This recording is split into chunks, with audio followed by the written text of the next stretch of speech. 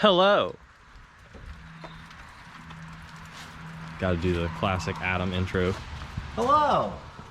We are going to get Alex a 4Runner. Wow, it even had that in, what is it, 80? 93? 93, my gosh. I always think this thing is older than it is. Yeah, you always think this thing's an 80s. I don't know why. It's the boxiness. PR, So here we are. We're looking at a 4Runner for Alex. Hello. And here it is. It is a Dorado Gold, which is actually the color that I always wanted. Is it actually Dorado Gold? I believe so. And the frame looks pretty good, which you can't see from the here. frame from up here looks pretty good. No, I mean, it genuinely does look pretty good. Oh, it has leather on it? Yeah. Oh. Oh. Cracked leather, that's fine. I thought it had cloth. That's fine. Huh? And all the S5. The engine doesn't work. Yeah, I know. So We already have to do one engine swap. Yeah. 2 engine swaps this weekend. What's the Oh. third? that's true. Who's the second one? His. Me. We're putting one of the straight sixes into his car. So we'll see. We will inspect and neglect and detect and then see what goes on.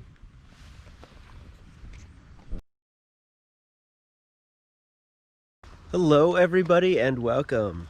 We are today going to pick up Alex's 4Runner. So we're going to borrow a Ridgeline from one of our friends because my 4Runner doesn't work, and use the car hauler, which is cool. It has not moved in a while, but today we are going to have a vehicle anew. And in the meantime, I'm going to work on rebleeding the cooling system on the 4Runner.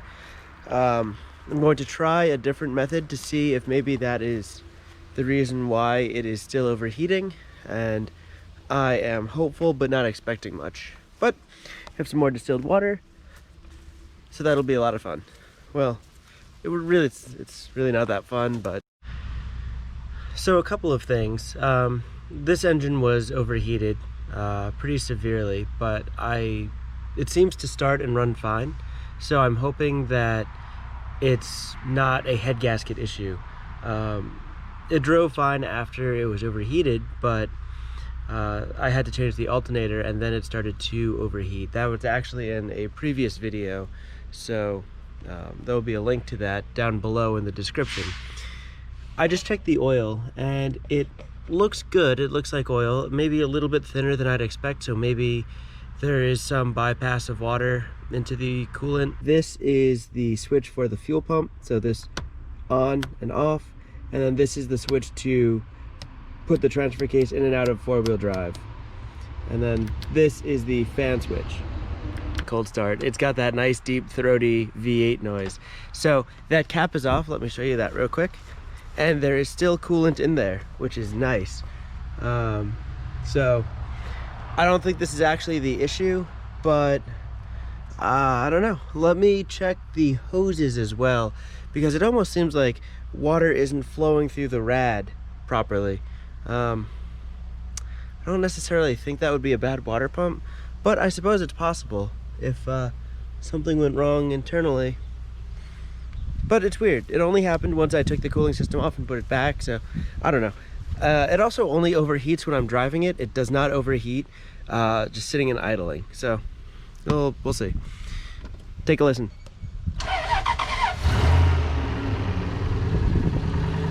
The battery was a little bit low. So the good news is that it seems to be operating as a cooling system. I'm holding about 188 degrees Fahrenheit, which is good, but the real problem is, in the past, it would always overheat when I drive it, not when it's idling. So I need to look into that more, but I am getting some nice hot heat inside the cabin. But I also get almost like a hollow woo woo woo woo woo woo noise. So I'm wondering if I have some issue else in the engine, but I definitely want to change the oil on it. I should do that soon. The heat is nice and hot, so that's good. That means coolant is circulating, and it seems like there's plenty in there. So as you can see, there's evidence of coolant in there, and that's from before, when I had actual coolant and oil. So, or not oil, no oil, that would be bad. But when I have water now and previously coolant. Hopefully I can get this thing back up and running, because I really miss driving it and I miss playing in the mud and stuff like that. So We'll see. For now, we're gonna go get Alex's 4Runner, and it's also a 3rd gen, so that'll be cool. Unfortunately, it has the V6 still, so we won't be able to swap any parts or anything, but it'll be fun to have another 4th or 3rd gen friend. So we got Alex's 4Runner here.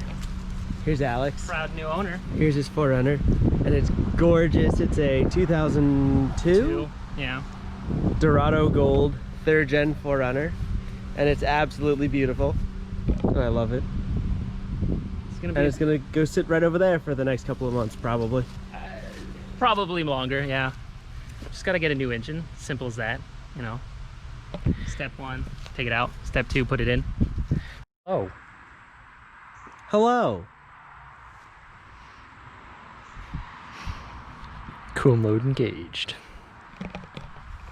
Oh boy. There's no window switches here.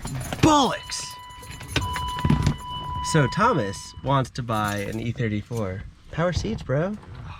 Nice. This is luxury right here. So Thomas is going to buy an E34, probably, I hope. And he is going to drive mine, which is probably the worst example of an E34 he can drive, but that's all right. See the steering, like, actually have to turn. There's a lot of play in this one. This specific one needs a new steering box. This is not how they all drive. They all drive a lot better. That was a lot of turning to go the other way. Wow. Yeah, this, like I said, this specific one needs a new steering box. But after 240 something thousand miles, I want to see if you're as tight as you used to be. Sure. Oh God. Oh God. There wasn't even a curve in the road. That was a lot of steering. First order. What about the second order? Oh, wait, what are you getting? I was paying for Adam. Oh, okay. You're getting the same thing? Just go ahead and order for you. Can I get the box combo as well? And sweet tea with ice? How long is it? tea for the second order, is that all? Yes, please. Muscles. I hope that was a good crack and not a bolt breaking off crack. Oh dear.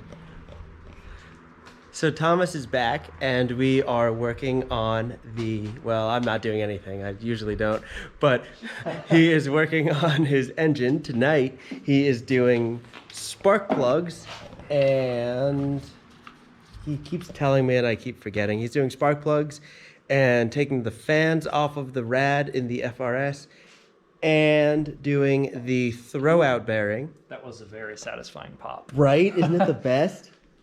So currently he is pulling the ignition coils off of the plugs, and he's listening to the noise that it makes. It's pretty exciting. You could say it's pretty lit. So Thomas just changed his throwout bearing, and this one feels and works very well. It's very smooth, and it has that nice stiff bearing feeling. This one is not so good, and it sounds bad, and there is no resistance whatsoever. So there's no grease in that bearing anymore. Hooray. And now Thomas is riding. You kind of look like a Vici in this shot. Vici? Yeah. Oh no.